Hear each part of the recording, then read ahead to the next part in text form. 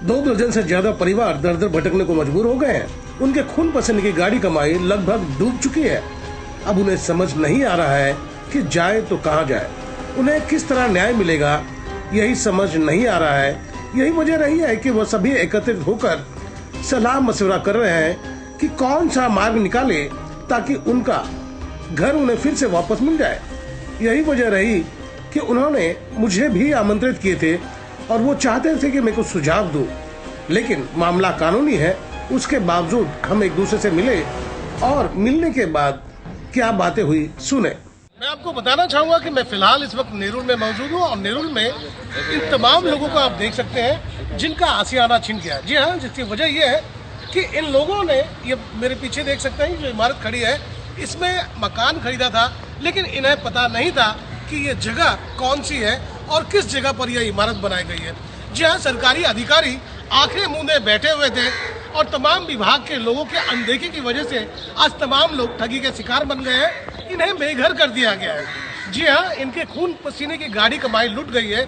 अब ये सोच रहे हैं कि हम जाए तो जाए कहाँ। तमाम जगहों पर जाकर आ चुके हैं और निराशा के सिवा इनके हाथ कुछ नहीं लगा है। आज इनसे ही चर्चा करेंगे, पूछेंगे और जानेंगे कि कैसे वो ठगी के शिकार बन गए और कौन लोग थे जिन्होंने इन सबों को झांसा दिया और सब ठगी के शिकार बन गए। आइए सबसे पहले इनसे जानते हैं। सबसे पहले आपका नाम जानना चाहेंगे?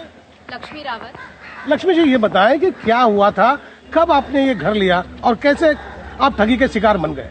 हम लोगों ने मेरे सास ससुर और हस्बैंड ने, इन्होंने 2013 में घर खरीदा था और मेरी शादी 2014 में हुई थी। तब तक हम लोगों को कुछ पता नहीं था कि ये इलीगल लैंड है। इलीगल लैंड करके ऐसे कुछ हम लोगों को दिमाग में आया ही नहीं, बिकॉज हमारे पास रजिस्ट्रेशन और स्टैम्प ड्यूटी प्रॉपर हुआ है। अभी भी मैं आपको फ़ोन में बता सकती हूँ, स्टैम्प ड्यूटी और रजिस्ट्रेशन के ऊपर गवर्नमेंट का स्टैम्प है। दैट मीन्स वो लोगों ने एक्नॉलेज किया हुआ है। अगर एक्नॉलेज किया हुआ है, इसका मतलब उनको भी पैसा गया हुआ है, तो उनको भी ये चीज पता थी।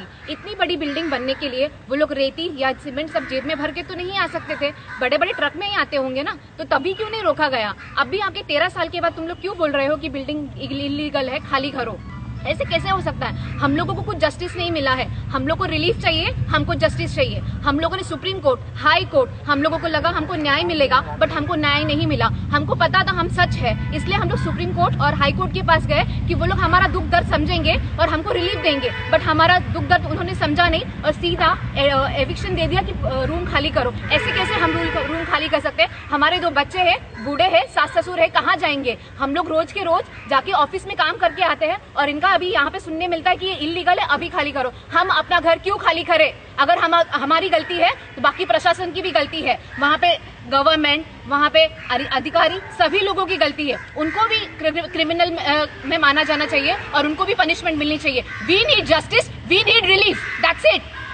तो अभी आपने देखा कि जिस तरह से उनके खून पसीने की गाड़ी कमाई चली गई है और उनका अंदर से खून खौल रहा है कि आखिर वो न्याय पाने कहाँ जाए, क्योंकि अदालत का दरवाजा खटखटाने के बावजूद अदालत से उन्हें न्याय नहीं मिला है, क्योंकि एक तरफा फैसला आया हुआ है, इन्हें घर खाली करने के लिए बोल दिया गया है। ऐसे में सवाल उठता है, जैसे इन्होंने सवाल खड़ा किया कि वो तमाम सरकारी अधिकारी कहाँ थे जब ये इमारत का निर्माण हो रहा था। 4 मंजिल इमारत बन गए, उसके बावजूद किसी की नजर इस इमारत पर नहीं पड़ी और अचानक 1 दशक के बाद वो कहते हैं कि ये इमारत अवैध है। आखिर इनका कसूर क्या था? आइए दूसरे से जानते हैं उनका क्या कहना था। सबसे पहले आपका नाम जानना चाहेंगे? मेरा नाम किरण ढांद्रुत है। किरण जी, ये बताएं कि जिस तरह से आज देखा ही जा रहा है कि तमाम लोग मायूस होकर यहाँ पर खड़े हैं और सबों का आशियाना छीन लिया गया है, तो आखिर कैसे सबको पता चला कि ये जमीन अवैध थी और ये जो इमारत बनाया गया है, हाँ, वो अवैध हो गया है? सर, ये एक्चुअली बहुत बड़ा स्कैम है। ये सारे जितने सरकारी अधिकारी हैं और यहाँ पे जो भी लोक प्रतिनिधि है, उन्होंने मिलजुल के ये जो क्राइम है वो किया हुआ है। अभी हमसे छुपाया गया, क्योंकि यहाँ पे नगर सेवक थे सतीश रघुनाथ रामाणे, उनको महानगर पालिका के तरफ से बार बार लेटर जा रहे थे कि आपके प्रभाग में ये ऐसी 5 मंजिला 6 मंजिला इमारत खड़ी हो रही है, तो आप काम रुका दीजिए। लेकिन उन्होंने उनका स्वार्थ देखते हुए वो उस समय वो कार्रवाई रोकी नहीं और महानगर पालिका ने भी नोटिस दी, लेकिन उस समय उन्होंने ठोस कार्रवाई की नहीं। जो की कार्रवाई उन्होंने अभी की है, वही कार्रवाई अगर वो उस समय करते तो आज इतने सारे लोग हैं वो बाधित नहीं होते। अभी उनका स्ट्रैटेजी ही समझ में नहीं आता है। उनको बार बार दूसरा कोई कंप्लेंट करेगा कि भाई यहाँ पे इमारत खड़ी होगी तभी उनको आना है, उससे पहले वो क्या सोए रहते हैं? इतना बड़ा बजट है महानगर पालिका का, वो तभी एक्शन क्यों नहीं लेते? यहाँ पे इमारत बनती है, पूरी डिमोलिश हो जाती है, पूरी खड़ी हो जाती है, उसके बाद में लोग 30-30, 40-40 लाख में रूम बेचे जाते हैं। फिर एक दिन इनको लहर आती है और आके रूम तोड़ के चले जाते हैं। क्या करें लोग?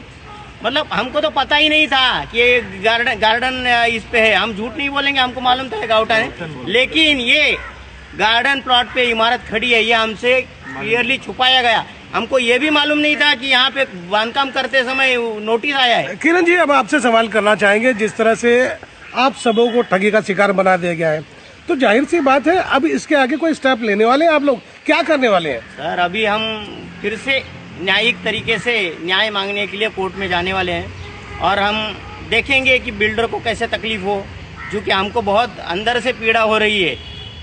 जो लोग दोषी है उसे किसी को भी बख्शेंगे नहीं। आज हम सब लोग एकजुट हैं और उनको सजा दिलाएंगे, ये पक्का है। आपका नाम जानना चाहेंगे? मेरा नाम सर संतोष निमसे है। संतोष जी, ये बताएं कि जिस तरह से आज के हालात बन गए हैं कि सभी लोग बेघर हो गए, क्या लगता है क्या किया जाना चाहिए सबको न्याय मिलने के लिए? सर, न्यायाधीश ने हमको कुछ न्याय दिया नहीं, एक साइड से न्याय दिया। उन लोगों ने हमारी तरफ से कुछ रिप्लाई नहीं किया कि हम लोगों को कुछ तो रिप्लाई इससे देंगे, मुबादला देंगे, घर के बदले घर, ना किधर लैंड, कुछ नहीं। एक साइड से खाली उन्होंने पालिका की तरफ से ऑर्डर दिया, हम लोग को बेघर कर दिया। सर, हमारा एक ही कहना है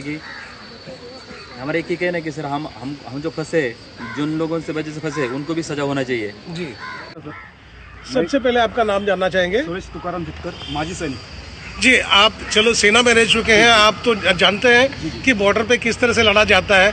ये देश के अंदर की लड़ाई है, घर की लड़ाई है, परिवार की लड़ाई है। क्या लगता है आपको क्या किया जाना चाहिए? सर, मुझे तो ये नहीं लगता कि यहाँ पर देश में क्या हो रहा है। जी, मतलब जो हम गरीब परिवार है, चाहे मैं आर्मी में हूँ, चाहे कहीं से भी हूँ, लेकिन हम गरीब परिवार से, हमें एक लगता है कि हम अगर कोई अपना घर ले ले और वो घर हमसे अगर छीन जाए तो वो अच्छी बात नहीं है। और मैं 2013 में रिटायर्ड हुआ और 13 में ही मैंने ये घर लिया। जी, 2013 में। जी। और उस टाइम पे घर लेने के बाद में उस टाइम पे कोई नोटिस नहीं दिखाया था हमको, ना कोई चीज़ दिखाया था। हमको यही चीज़ दिखाया था कि भाई आप रूम ले लो, हमने ले लिया। जी। लेकिन आज अगर हमें 10 साल के बाद में 2013 आज 2024, मतलब 10 साल के बाद में अगर हमको घर से बाहर किया जा रहा है और हमारे घर के नाम से, मेरे नाम से पूरे स्टैम्प पेपर भी एकदम क्लियर है, कोई उसमें टेंशन नहीं है कि कुछ नहीं है। जब ये स्टैम्प पेपर क्लियर है, मैं वहाँ से आर्मी से रिटायर्ड भी हूँ और ये सब जानता हूँ कि पेपर चीज़ क्या होती है। जी, जी, जी। तो फिर ये बाद में फिर बात क्यों आती है? मैं आपसे यही पूछना चाहता हूँ कि ये घर छीन जाने के बाद आपका खून खोल रहा है या नहीं है? क्यों नहीं खोलेगा सर? तो आपको लगता है कि फौज में जितनी ट्रेनिंग दी गई है उसका इस्तेमाल करने का समय आ गया, आपको लगता है? पक्का सर। अगर आपसे अगर सब कुछ छीन ले तो आप उसके लिए क्या करेंगे? बहुत कोशिश किया था और आज भी कोशिश करेंगे। और जब तक है ना, मतलब लास्ट टाइम तक, चाहे बिल्डिंग का कुछ होना या होना हो, वो भगवान के ऊपर है। तो आपको लगता है कि डू और डाई का समय आ गया, करो या मरो? पक्का। सबसे पहले आपका नाम जानना चाहेंगे? जय कामदार। ये बताएं कि कब लिए थे मकान और कितने रुपए में लिए थे आप? मैंने 2011 में लिया था जी। और करीबन 18 लाख तक गया था मेरा। ओके। तो अब जब घर छीन गया आपका, तो आप इसी तरह से आराम से रहना चाहेंगे कि जो हुआ ठीक हुआ? जो ठीक हुआ नहीं सर, घर का जो एक हर एक का इंसान का सपना होता है, हाँ, टूट गया। सपना टूट गया। तो ये सपना तोड़ने वाले कौन लोग थे? 4 महारथी लोग। नाम बताना चाहेंगे आप? पहले है गवर्नमेंट, ओके, दूसरे है लॉयर, तीसरे जज और चौथे मिस्टर बिल्डर जी, नीलेश पटेल जी। क्या किया जाना चाहिए इन लोगों के साथ में? हमारी जैसी हालत हुई है वैसे उससे भी गया गुजरा हालत ये लोग का होना चाहिए। सबसे पहले आपका परिचय जानना चाहेंगे? मेरा नाम प्रज्ञा गायकवाड़ है, ये मेरी माँ है। प्रज्ञा जी, ये बताएं कि ये मकान कितने साल पहले लिया था और कितने रुपए में लिया था आपने? मैं चेंबूर में रहती हूँ। 2013 में मैं यहाँ पे आई थी अच्छा। मकान लेने के लिए। तब आजू बाजू को भी पूछा था, तब बताया गया था कि ये गाउटान का मकान है। ओके। हमने घर भी लिया। ओके। उसके बाद सिर्फ एक नोटिस यहाँ पे आई थी, वो पता भी नहीं है कब आई। उसके 1-1.5 साल के बाद डायरेक्टली ये लोग बुलडोजर लेके आए थे, बट इस पे कुछ एक्शन नहीं हुआ। जी। अभी ये डायरेक्टली आके सारा सामान निकलवाया हमारा और ये मैंने कल एक वीडियो देखा, उपायुक्त का, वो बोल रहा था कि हमने इनको हेल्प करके निकलवाया। 6 लोग मेरे घर पे भेजे गए थे और मेरा घर से पूरा सामान गैलरी में रखा दिया। ये हमको हेल्प की थी क्या इन्होंने? इतने सालों से 10 साल से हम लोग कोर्ट में हमारा खुद का पैसा डाल रहे, रूम बेच के आए, पापा मेरे चले गए, उसके बाद मेरी माँ को कौन सहारा देगा? हम लोग तो शादीशुदा करके चले गए, आज वो पूरी तरह बेघर है, आज घर भी नहीं मिल रहा है। जो लोग हैं आजू बाजू वाले, उन लोग ने घर तक भी बढ़ाया। क्या हेल्प है इन लोगों ने हमारे साथ किया? जब करना चाहिए था तब तो नहीं हमारे साथ हेल्प किया, और आज हम कर रहे।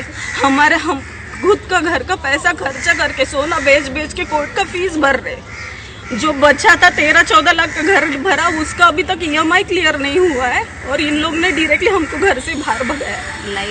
लाइट काटा, रात 2-2, 3-3 दिन हम लोग ऐसे ही रहते थे। घर में मेरी माँ इन्होंने हमारे लिए क्या लाइट और ड्रेनेज, मेन लाइट। जब ये गाँव वाले हैं, जिनके पास पैसा है, उनको हेल्प किया क्या? जो गाँव में, जो गाँव वालों से इन्होंने बिल्डर से फ्लैट लिया, उनसे हेल्प लिया। जब इनका सब टाइप था, इनके सब आयुक्त थे, तब इन्होंने हमारी हेल्प की क्या? अब आके 16-17 इनके डाल के ये कर रहे ले। तो अभी आपने देखा कि जिस तरह से यहाँ पे नागरिक इकट्ठा हो गए, सबों का अपना अपना दर्द है, क्योंकि यहाँ पे जितने लोगों ने अपने मकान खरीदे थे, अपने खून पसीने की गाड़ी कमाई, उन्होंने इन्वेस्ट कर दी थी, और जब उनसे उनका आशियाना छीन लिया गया है, तो जाहिर सी बात है हर किसी का दर्द एक जैसा है। हर व्यक्ति यही चाहता है कि किसी तरह से उसे न्याय मिले। अब ऐसे में देखना होगा कि ये सभी मिलकर एकजुट होकर अगर ये लड़ाई लड़ रहे हैं तो इन्हें न्याय मिलता है या नहीं, या फिर इनकी डूबी हुई रकम इनको वापस मिलती है नहीं, ये देखने वाली बात होगी। दोस्तों, आपको मेरी खबर बेहतर लगी हो तो लाइक करें, सब्सक्राइब करें और बेल आइकन दबा दें। आप हमें कोई सुझाव देना चाहते हैं तो कमेंट बॉक्स पर लिख भेजें। तो गोपाल साहब को दीजिए इजाजत, हम फिर नई खबर के साथ जल्द हाजिर होंगे।